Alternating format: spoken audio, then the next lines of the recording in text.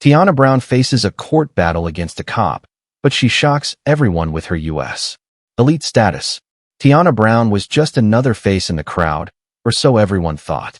One sweltering afternoon in the heart of Atlanta, she found herself in a confrontation with a local cop that would change both of their lives forever. The whispers spread quickly, a black woman standing up against a law enforcement officer in a high-stakes court battle.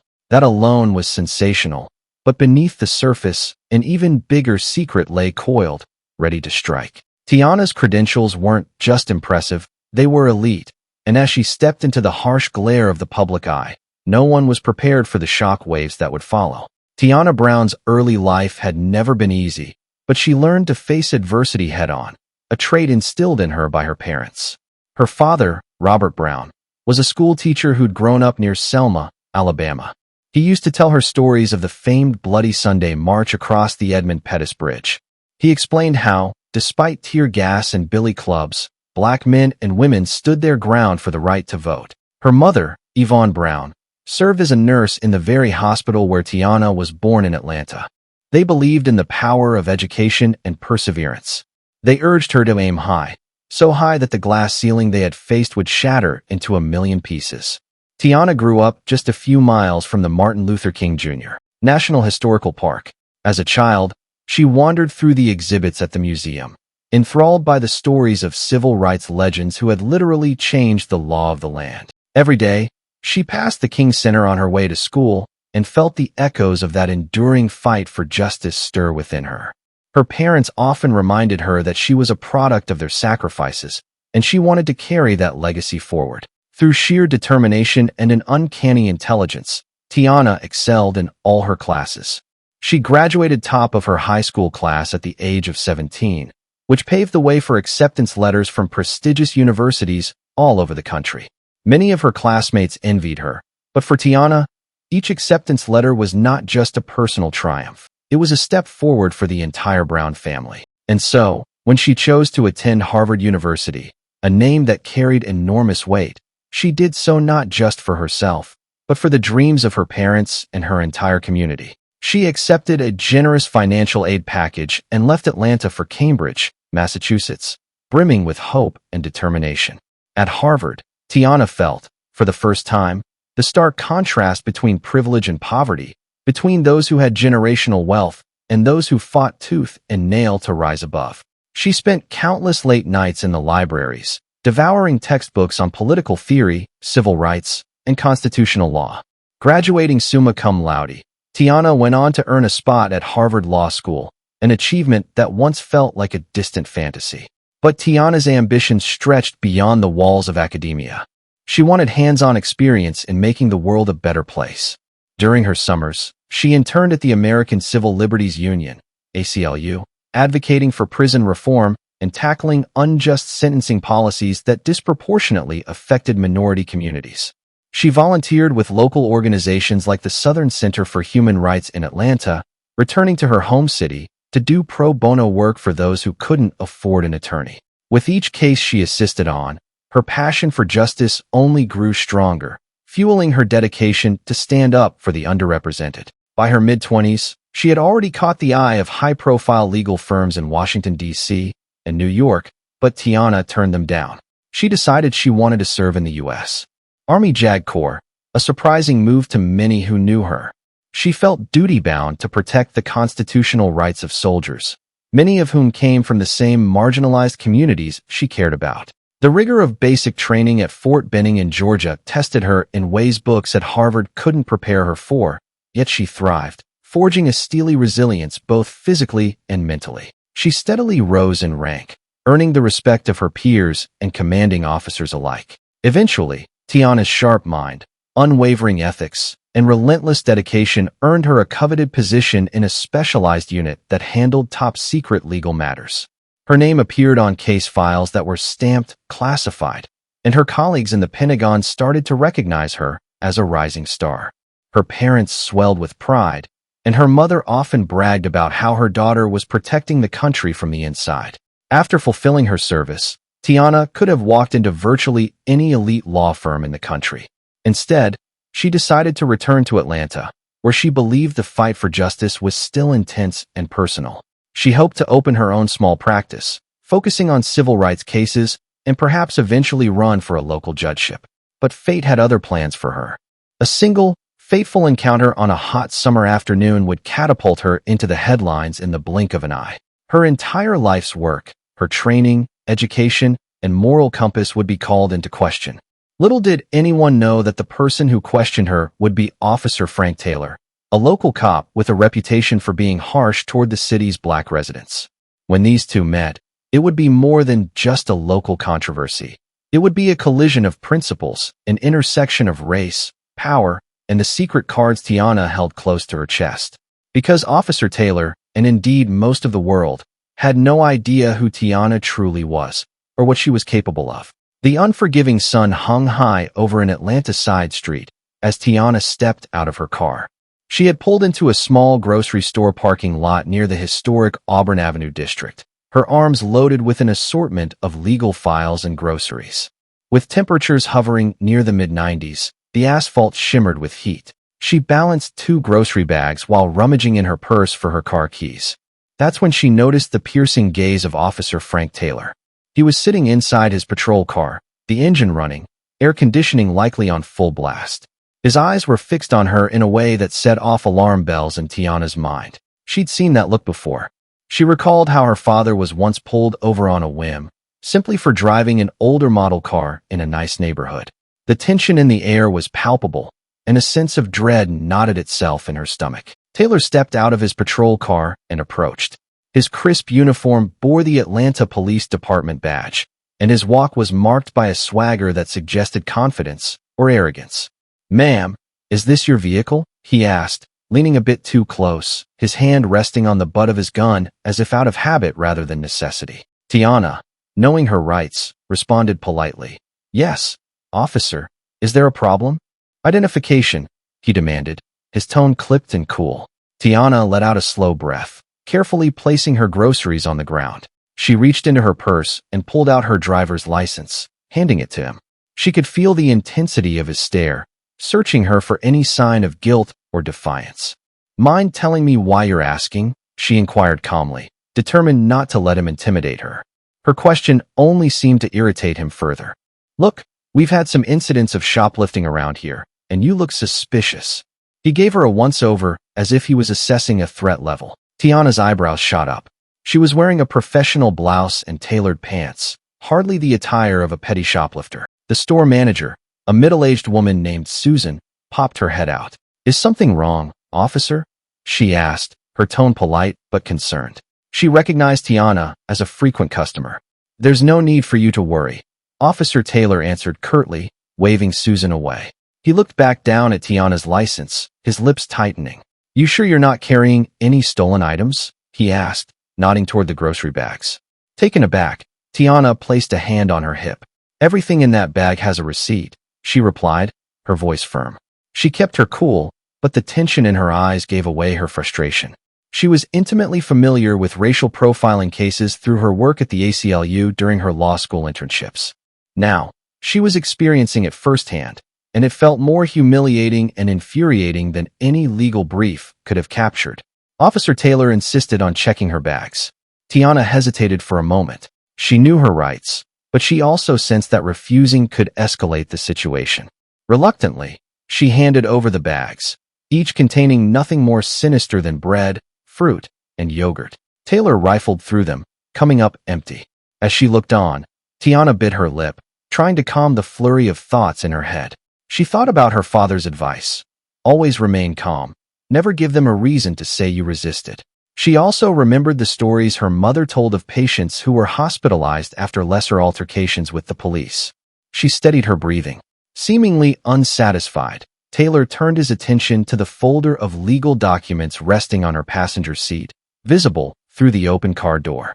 "What's all that?" he asked, his tone betraying a mix of suspicion and curiosity. In that folder were case notes for a veterans benefits dispute she was consulting on. Some of it was sensitive, but not classified. Still, it was none of his business. "That's my work," she answered, clipping each word. "I'm an attorney, Officer Taylor. Now, if there's nothing else, I'd like my license back." She held out her hand expectantly. He hesitated, eyes flicking from her license to her face, and then to her waiting hand. In that small space of hesitation, a decision was made. Instead of returning her license, he slid it into his pocket. "I'm going to need you to come with me to the station," he declared. Tiana's heart kicked into overdrive. "On what grounds?" Her voice rose, echoing in the parking lot. Susan stepped closer, but a warning glare from Taylor told her to stay back. The grocery store manager looked torn, obviously wanting to intervene, but unwilling to confront a uniformed cop in public. "You refuse to cooperate, and I suspect there might be more to this situation," Taylor responded. His words were as vague as they were menacing. Tiana's nostrils flared. She knew the law. She knew he had zero probable cause to detain her. "I'm not resisting, but I am not willingly going with you," she said firmly. She prayed that passers-by in the parking lot could see what was happening. Maybe someone was filming. In the modern age, everything could change if a smartphone camera captured this exchange. Taylor reached for his handcuffs, swiftly snapping them around Tiana's wrists before she could protest further. The metal bit into her skin, sending a jolt of panic through her veins. She glanced around, eyes wide, realizing that everything she'd ever studied about civil liberties was unraveling right before her. Her frustration turned into a fiery resolve. She would not be another statistic, another quiet victim of racial profiling who cowered in shame. She was going to fight. "Officer Taylor," she said through gritted teeth, "you're making a mistake." Her voice wavered slightly with anger and a tinge of disbelief. He simply smirked, tightening the cuffs a notch more than necessary. As he led her to the patrol car, bystanders gathered. Some looked horrified, others fumbled with their phones to record. Susan stepped forward, her face etched with worry. She tried to ask Taylor what was happening, but he pushed her away gently with his arm, muttering about obstructing police work. Tiana's heart pounded. This was not how she envisioned her homecoming to Atlanta. All that training, all those hours in lecture halls, and the top secret cases she had pored over, none of it mattered in that moment. She was just a black woman in cuffs, being paraded to a patrol car. The anger inside her glowed like a hot coal, fueling the determination in her soul. As the door slammed shut behind her, she vowed that, come what may, she would not rest until justice was served. Darkness and stale air greeted Tiana as she was ushered into a holding cell at the nearest precinct. The walls were a dull gray, and a single fluorescent light hummed above her. The room was empty except for a metal bench bolted to the concrete floor. Her wrists still stung from the tight handcuffs, and the humiliation of being paraded inside was thick in her mind. She tried to stay calm, to remember her legal training and that she could call counsel, but the exasperation she felt was almost overpowering. She rubbed at her wrists, taking in deep, measured breaths. Despite the tension, she was somewhat relieved that her phone had been left in her purse at the station's booking desk, safely out of immediate reach of prying police eyes. Time seemed to crawl as she waited for any word on why she was being held. She had demanded a phone call, demanded to know the charges, but her requests had been met with patronizing smiles or outright indifference. Just then, the heavy metal door groaned open, and Officer Taylor appeared again, arms folded across his chest. "You want to explain who you really are?" he sneered, stepping into the cell. "An attorney, huh? That's convenient." Tiana's pulse quickened. The anger she felt was barely contained.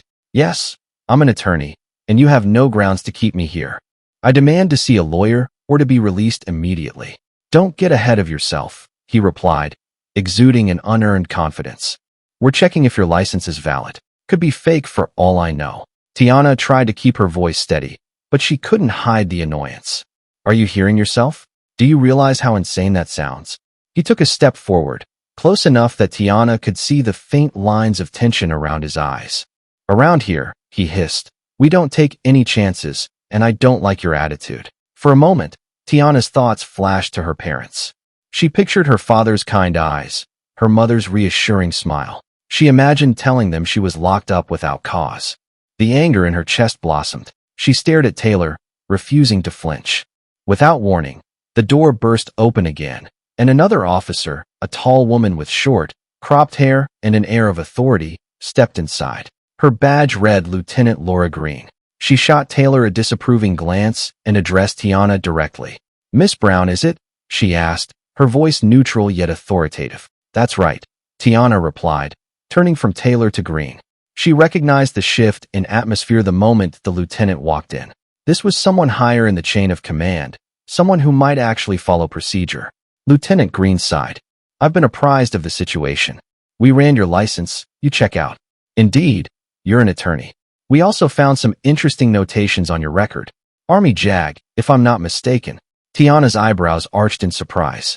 She wasn't aware that the station would have access to any detailed references to her military background, especially her work in specialized units. But apparently, some marker existed in the system. Maybe it was a simple reference to her service or her high-level clearance. In any case, it was enough to make Green tread more carefully. Lieutenant Green shot him a glare. Taylor, you can leave now. She waited until he retreated, then turned her attention fully back to Tiana. I apologize for any inconvenience or misunderstanding, but I need to hear your side of the story. Tiana took a moment to gather herself. She was determined, but also wary.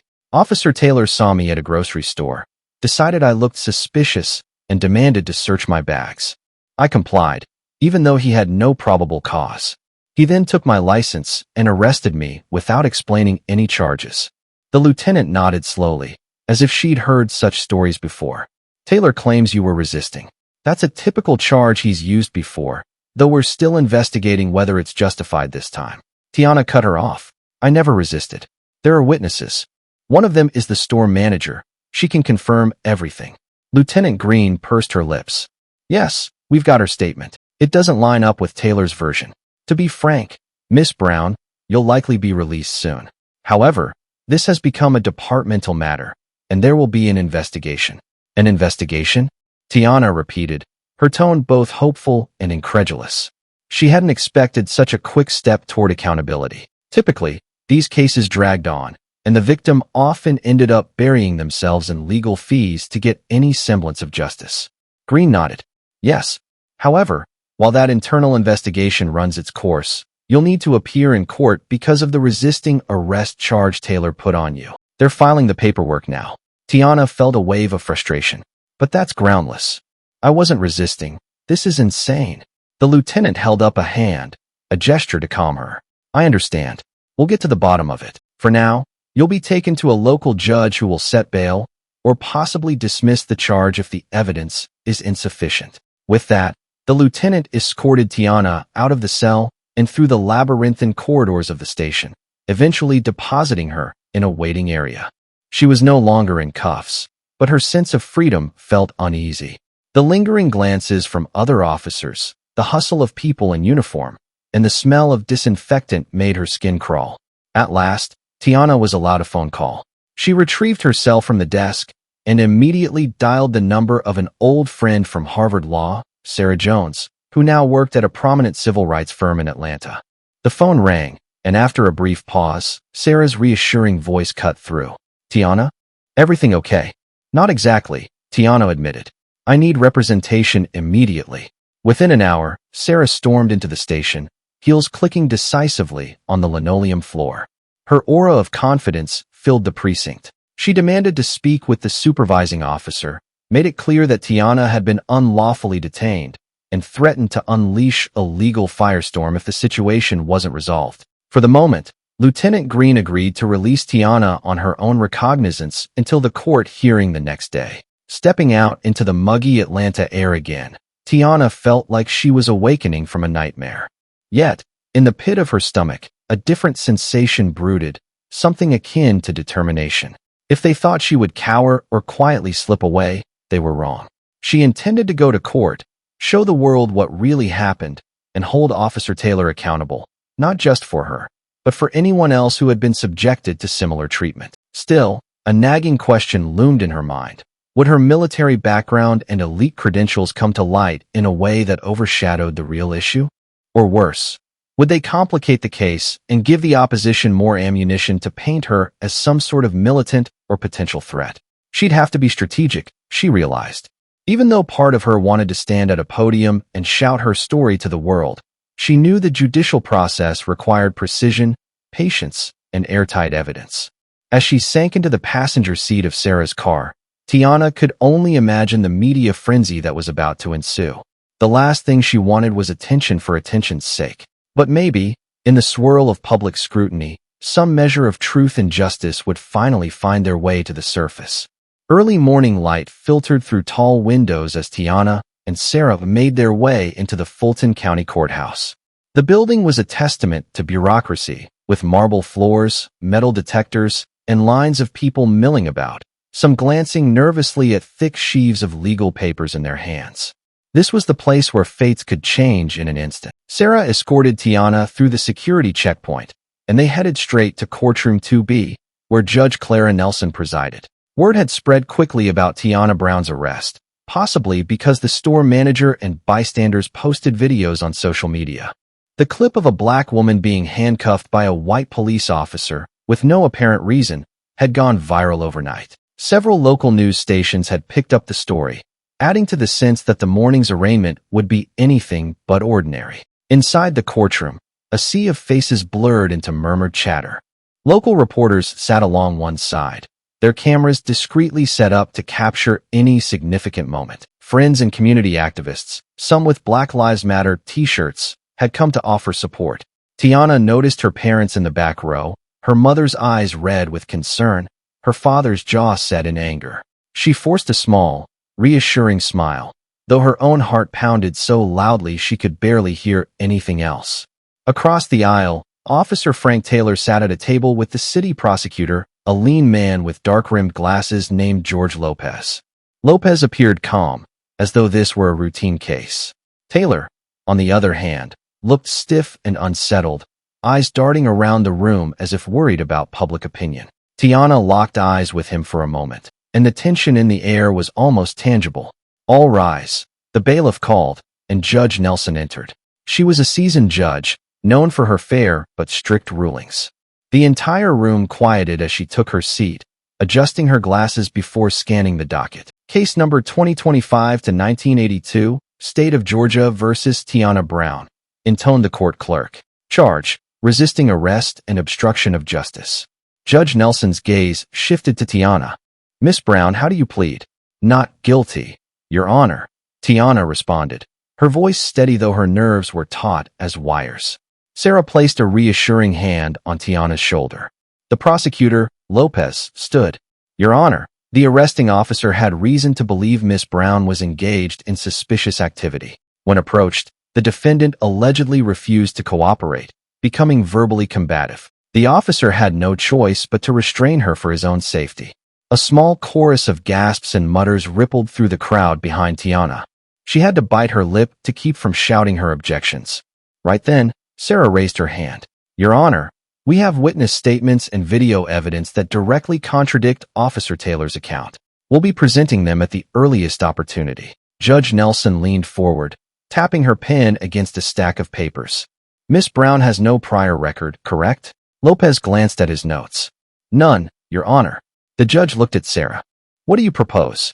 Sarah explained calmly. "We request that all charges be dropped immediately, Your Honor. The evidence we have shows that Miss Brown complied with every request and was arrested without probable cause." Judge Nelson sighed, weighing the matter. "I'm not dismissing the charge yet, but I will set a hearing for the presentation of evidence. For now, Miss Brown is released on her own recognizance. Court is adjourned." The gavel banged, setting off a flurry of movement. Reporters rushed forward, cameras flashed, and questions were thrown around the courtroom like confetti. Tiana kept her head high, but she felt her stomach churn. She spotted her parents making their way through the throng, their expressions a mix of relief and anger. "This is a travesty," her father snapped. "We taught you to stand up for yourself, and now look at this."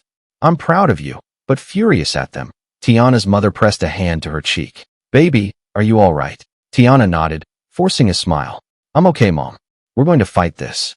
Just then, a reporter with a local TV microphone shoved forward. "Miss Brown, can you tell us about the rumors that you were part of a specialized military legal team? What classified cases did you handle?" Tiana felt her heart jolt. She shouldn't be surprised that someone dug into her background, but she bristled at the question. Before she could respond, Sarah intervened expertly, brushing the reporter aside. "No comment right now, thank you." Outside the courthouse, a small group of protesters held signs that read "Stop Racial Profiling" and "Justice for Tiana." Some recognized her and offered words of support. She felt tears prick her eyes at their kindness, even as a swirl of anxiety churned in her gut. She realized that a tidal wave of scrutiny was heading her way, one that could dredge up her entire past, including details of her service she'd tried to keep discreet. Sarah steered her away from the cameras, guiding her to the edge of the courthouse steps. "We need to talk. The next hearing could be crucial," she said, keeping her voice low. "I want to line up every piece of evidence we have. The store manager's statement, any cell phone footage. But, Tiana, there's something else. The prosecutor has subpoenaed your military records."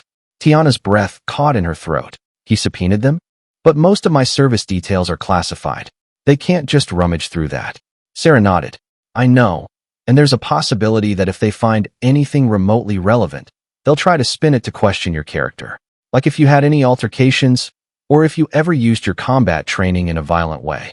We know that's not who you are, but they'll try anything." Tiana clenched her fists, anger and worry swirling within her. "I just want to make sure the real issue here, racial profiling, is not overshadowed by some twisted narrative about my military background." Sarah sighed. "I understand, but you need to be prepared for the possibility that your elite status could come out in the open. The prosecutor might even claim you used your training to intimidate Officer Taylor." Tiana laughed bitterly. "Intimidate him? He arrested me, not the other way around. That's how they play the game," Sarah responded grimly. "They'll do anything to protect Taylor from charges of wrongdoing." For a moment, Tiana let her guard down, exhaustion etched into her face. Her mind raced back to the hours she spent at Fort Benning. She remembered the drill sergeant's commands, the constant physical training, and learning about the uniform code of military justice.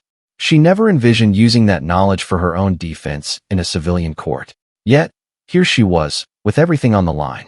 A distant rumble of thunder signaled an approaching storm, a fitting backdrop for the turmoil of her life right now. She looked up at the darkening sky. "Let them bring it on," she whispered, more to herself than to Sarah. "I've come too far to back down." They parted ways with her parents shortly after, promising to keep in close contact. Tiana agreed to go on a local radio show to share her side of the story, an idea Sarah supported as a strategic way to garner public sympathy. But inside, Tiana knew she had to walk a fine line. Public support was crucial, yet she had to avoid revealing sensitive details about her service. As the courthouse emptied, Tiana realized the battle had only just begun. The next few days would test not only her resolve, but also her willingness to delve back into a life she'd tried to keep private. She had once been lauded as a hero in certain corridors of power. Now, she was being painted as a potential menace. If she failed to stand her ground, everything she believed in, justice, equality, the very principles she fought to uphold, would be tarnished. And if she succeeded, perhaps she could set a precedent that would help others who found themselves wronged by those meant to protect them.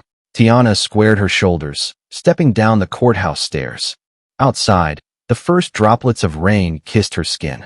She offered a silent promise to herself. No matter how fierce the storm, I will weather it. The days after the arraignment slid by in a blur of legal paperwork, strategizing sessions with Sarah, and countless phone calls from concerned friends, family, and curious reporters.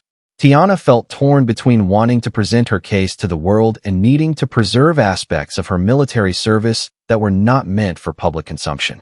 It wasn't long before the media pounced on her background. Local outlets unearthed that she had served in the U.S. Army's Judge Advocate General's Corps, but they only hinted at more specialized assignments. A few murmured on social media claimed she'd handled top-secret matters, but no one outside of the loop had solid proof. "You can't run from this," Sarah told her one afternoon in Tiana's apartment. Stacks of legal documents and half-eaten takeout cartons covered the coffee table. "You need to decide how much to reveal. If the prosecutor tries to smear you as some militant vigilante, you need a counter-strategy." Tiana exhaled, leaning back against her couch. "Part of me wants to just come clean, tell the judge that I served my country in a specialized unit, that I handled significant legal cases involving national security, but I can't say more without crossing into classified territory." Sarah nodded. "We'll do what we must to protect your rights and your privacy. But if we need to use your service record as evidence of your character, evidence that you deeply respect the law, then so be it." The conversation was interrupted by a knock at the door. Tiana rose to answer, finding a courier holding a large envelope. She signed for it, heart thumping as she spotted the return address, City Prosecutor's Office. She tore open the seal, scanning the contents. It was a formal notice that they had obtained some portion of her Army records and intended to introduce them at the upcoming evidentiary hearing. The enclosed copy detailed her promotions, commendations, and basic service timeline. However, large sections were blacked out, presumably for security reasons. Sarah skimmed the pages, eyebrows arching. They're focusing on the fact that you received specialized combat training, and look at this. She pointed to a paragraph referencing an incident in Afghanistan where Tiana had provided immediate legal counsel regarding detainee rights. They're going to insinuate that you're well-versed in handling high-stress confrontations and might have had the upper hand during your arrest. Tiana's blood boiled. So they want to portray me as dangerously competent, as if knowing the law and how to defend myself is a crime. Sarah set the papers down, a look of disgust crossing her features. That's exactly what they're doing, but it can backfire on them. We'll show that you've served your country honorably and respect due process. Meanwhile, Taylor's record is about to get dissected too. Tiana perked up. What do we know about him? Sarah's lips curled into a thin smile. He's had multiple complaints lodged against him for excessive force and questionable stops, particularly of African-American men. Most were brushed under the rug by his superiors, but we've located a few people willing to testify. A sudden wave of both relief and sorrow washed over Tiana. Relief that she might not be alone in exposing Taylor, and sorrow that so many had endured a similar fate. Then let's bring them forward. They spent the rest of the afternoon building a case plan. They would argue the stop was racially motivated, that the arrest was unlawful, and that Taylor had a pattern of targeting minorities.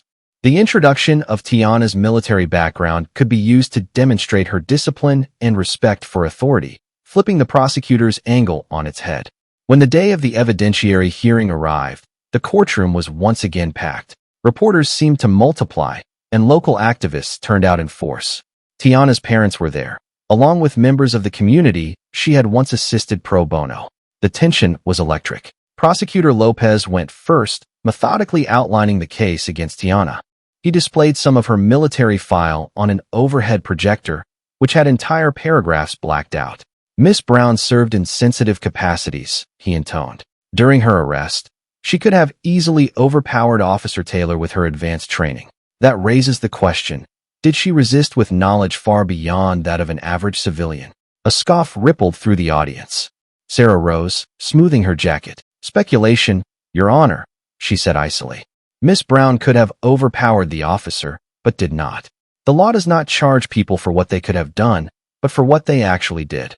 And we have video footage showing Miss Brown peacefully complying until Officer Taylor unreasonably escalated the situation. Judge Nelson gestured for the bailiff. The lights dimmed, and a large screen displayed the cell phone video taken by a bystander at the grocery store. The audio was somewhat muddled, but it clearly showed Tiana placing her groceries on the ground, handing them over for inspection, and calmly talking to Taylor. At no point did she make any threatening moves. Then, on the screen, the officer abruptly cuffed her and shoved her into the patrol car. A hush fell over the courtroom. The footage was damning. The prosecutor shifted uncomfortably, and Taylor avoided looking at the screen altogether. When the lights came back on, Sarah spoke firmly. This is the real story. A woman going about her day, subjected to suspicion, and then forcibly arrested without justification. Officer Taylor's claim that Miss Brown resisted is nowhere to be seen in the actual footage. Lopez straightened his tie. We acknowledge the video, but the footage doesn't capture the entire encounter. It doesn't show what happened before or after. The officer claims Miss Brown became verbally aggressive and resisted him placing her in handcuffs. Sarah smiled sweetly. Funny you should mention that. The store manager, Miss Susan Smith, is here to testify and can attest to what occurred before and after the footage. She beckoned, and Susan stepped forward, looking nervous but resolute. Under oath, Susan recounted the events exactly as Tiana had described them. She was polite. Let him check her bags, the manager said. Officer Taylor just wouldn't let it go. There was no aggression from Miss Brown, none. The courtroom buzzed with whispered conversations. Then came the final blow. Sarah introduced two previous complaint filers against Taylor. One man, a local high school teacher, described a harrowing roadside stop that ended with him face down on the pavement for no discernible reason. Another, a grandmother returning from church, spoke of how Taylor had pulled her over for a broken tail light that wasn't actually broken. The tension in the room built to a crescendo.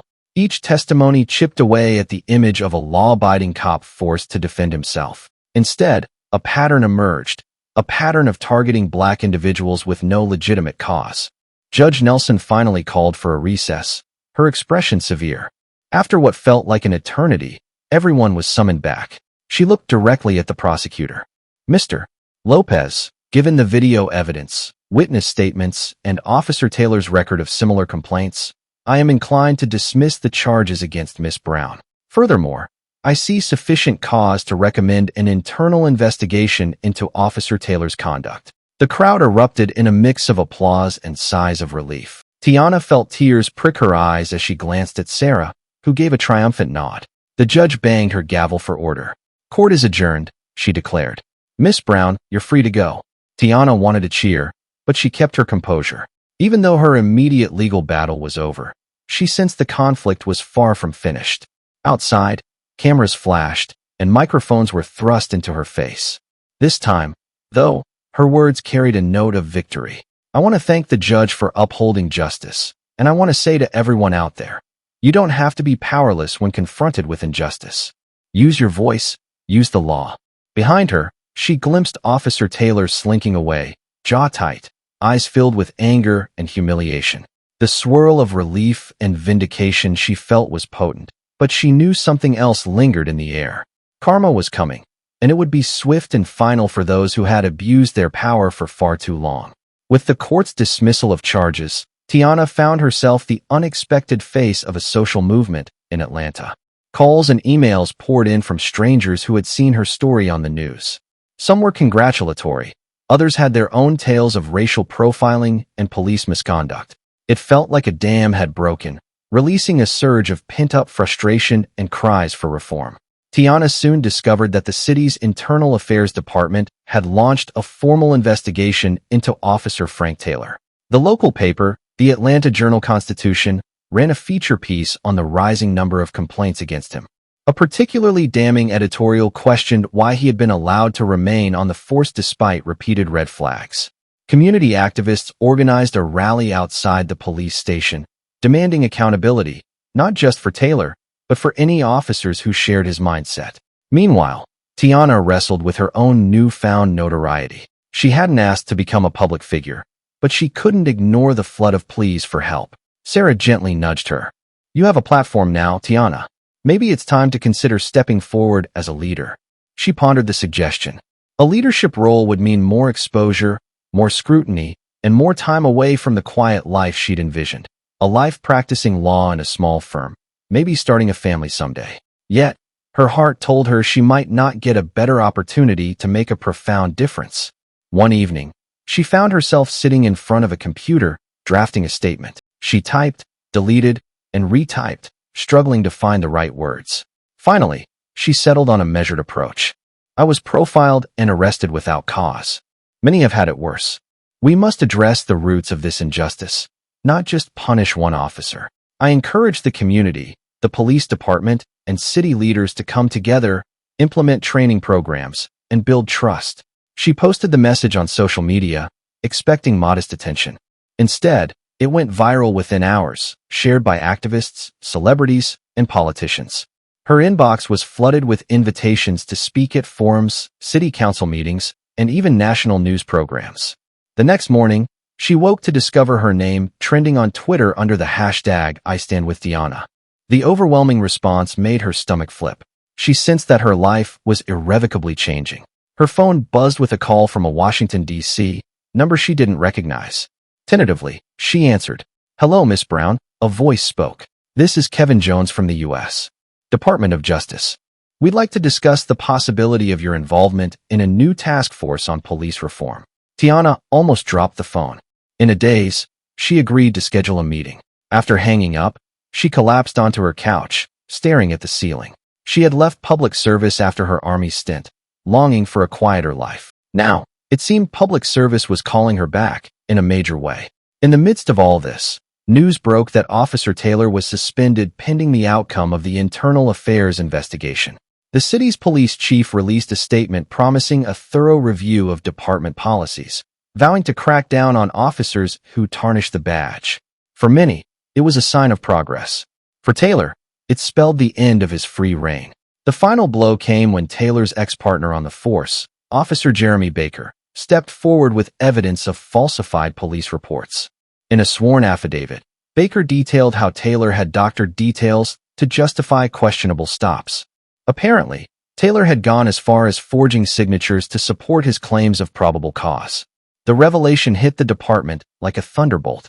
With the public already enraged, calls for Taylor's termination mounted. The media, once politely skeptical, now turned openly hostile toward him.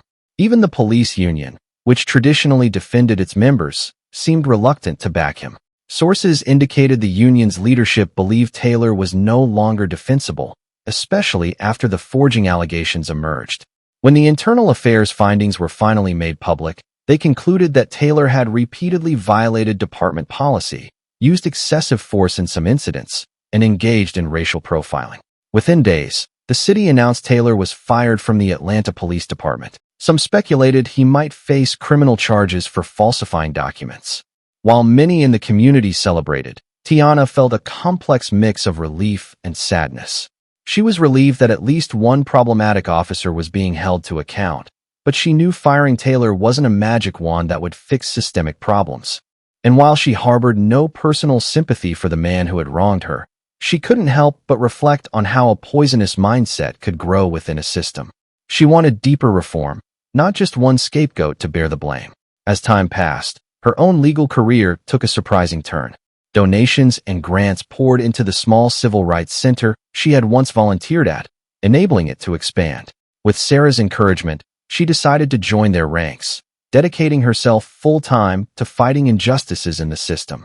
The center's board voted unanimously to name her Director of Legal Advocacy, a position she accepted with a trembling mixture of pride and trepidation.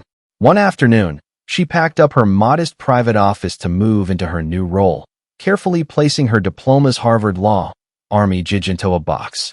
She paused over a small plaque that read Service Before Self. It had been a gift from her former commanding officer at Fort Benning. She ran a finger over the words, recalling the rigors of training and the pride she felt donning the uniform. She thought about how that uniform represented an oath, to protect the Constitution, to uphold justice. Now, she was just wearing a different uniform, a civilian suit, but the mission remained the same. While she was taping up the boxes, her phone buzzed again. The meeting with the Department of Justice was set for next week. She glanced out the window at the city skyline, the Georgia sun turning the sky into a blaze of orange and pink. A sense of purpose washed over her. Perhaps her path had always been leading here, to this fight, in this place she called home. Later that evening, as she walked outside, a sudden drizzle cooled the air. She raised her eyes to the gray sky. She thought of how, just weeks ago, she was an unknown attorney returning to Atlanta. Now, she was at the center of a larger narrative about justice, equality, and the future of policing in America. Some called it luck, others called it destiny. But Tiana believed it was simply the result of standing firm against injustice, holding on to her moral compass no matter how strong the winds of adversity blew. And yes, in the end, karma had found its mark. The first official meeting for the newly formed Task Force on Law Enforcement Accountability and Community Trust was held at a grand conference room in a federal building in downtown Atlanta. Tiana stepped in, wearing a sharp navy blue suit, her posture upright, her expression focused. She still couldn't quite believe she was here, seated alongside legal scholars, civil rights activists, community leaders, and high-ranking officials from the Department of Justice. The goal was ambitious: to draft recommendations for reducing police misconduct and rebuilding public trust, not just in Atlanta, but nationwide. Cameras lined the perimeter of the room, capturing the historic nature of the task force's creation. Journalists scribbled notes, trying to glean sound bites from the panel. A hush fell over the room when the task force chairperson, a respected federal judge named Martha King, spoke into the microphone. "Welcome, everyone. We have been brought together at a pivotal moment in our nation's history. Our communities demand accountability, and our officers deserve clear guidelines and support. Let's work to bridge the gap." Tiana glanced at the nameplate in front of her, Tiana Brown, Director of Legal Advocacy, Atlanta Civil Rights Center. She thought back to her earlier self, the anxious law student at Harvard, the soldier learning to navigate legal matters on foreign soil, the newly minted attorney returning home to make a difference. Now, with the eyes of the country on her, she had a chance to enact real change. During the meeting, Tiana contributed insights from her own harrowing experience. She detailed the flaws she saw firsthand, the lack of accountability mechanisms, insufficient training on racial bias, and minimal community engagement. Voices around the table echoed her concerns, some offering innovative solutions like adopting body cameras with strict privacy guidelines, creating independent review boards, and implementing robust de-escalation training. The conversation was intense, but hopeful. By the end of the session, they had formed subcommittees to tackle specific issues. Tiana was placed on the Policy and Training Subcommittee, a role she gladly embraced. She left the meeting buzzing with excitement, a binder full of notes clutched in her hands. Outside, she was immediately greeted by reporters. "Miss Brown, how does it feel to go from being a defendant to a voice for reform?" asked a journalist from the Atlanta Journal-Constitution. Tiana offered a poised smile. "It's a privilege. My personal experience shouldn't have happened, but if it sparks reforms that prevent others from suffering the same, then it wasn't in vain." Another reporter asked, "Any word on Officer Taylor?" Cameras zeroed in, capturing every flicker of emotion on her face. She answered carefully, "I only know that he's no longer serving on the force. The department has to decide its next steps. I believe accountability means consequences for wrongdoing. I trust the system to do its job, now more than ever." In truth, she had heard rumors that Taylor faced possible charges related to falsifying documents, but she had no desire to dwell on that. Karma had already done its work, stripping him of the uniform he once hid behind. Later that day, she returned to the offices of the Atlanta Civil Rights Center to a round of applause from the staff. They had watched the live feed of the task force meeting and were bursting with pride. Sarah was among them, grinning ear to ear. "You were amazing, Tiana," Sarah said, ushering her into a small conference room. "You've become a symbol of resilience. More clients are reaching out, donors want to contribute, and the center has never been in a better position." Tiana's cheeks warmed under the praise. "Let's not get ahead of ourselves. There's still so much to do." Sarah nodded. "Agreed. Speaking of which, we have several new potential plaintiffs who claim they were wronged by Taylor. Are you up for taking lead on those cases?" A spark of determination lit Tiana's eyes. "Absolutely." Days turned into weeks, and the weeks bled into months. Tiana juggled her responsibilities on the task force with her work at the center. She spent long nights drafting policy proposals, attending community town halls, and meeting with families who had lost loved ones to police violence. In each handshake and hug, she felt the weight of people's stories, pressing on her heart, fueling her determination. Meanwhile, the internal affairs investigation and the potential criminal case against Taylor wound its way through the legal system. Former colleagues testified against him, as did a handful of victims, emboldened by Tiana's victory.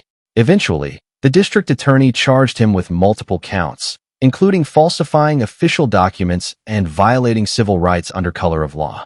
The trial was set to begin in a few months.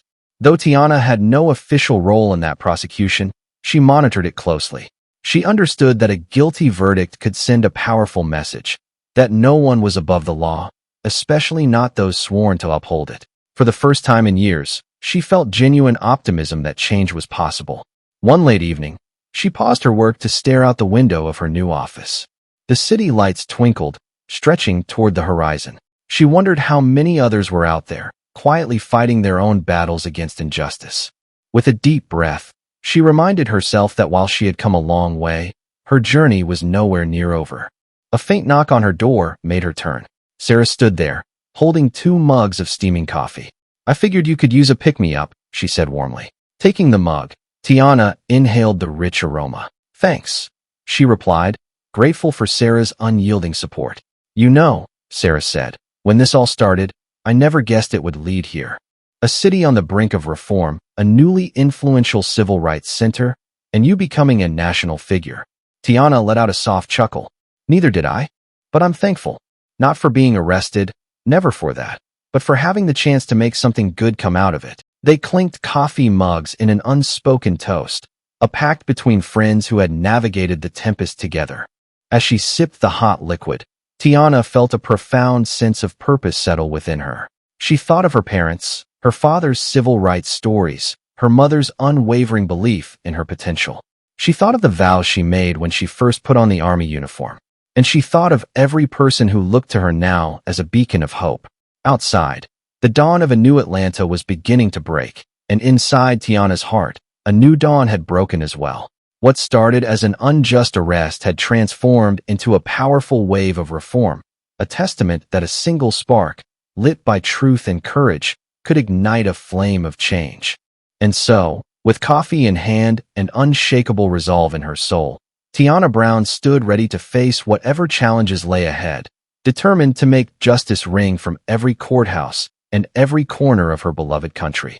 And there you have it, the incredible journey of Tiana Brown, the unassuming black attorney who went toe-to-toe with a rogue cop and ultimately reshaped the conversation on policing and accountability. From her unexpected arrest to her triumphant court battle and subsequent rise as a key voice in national reform, Tiana's story proves that courage, resilience, and a commitment to justice can move mountains, even when the odds seem stacked against you. Now, we want to hear from you.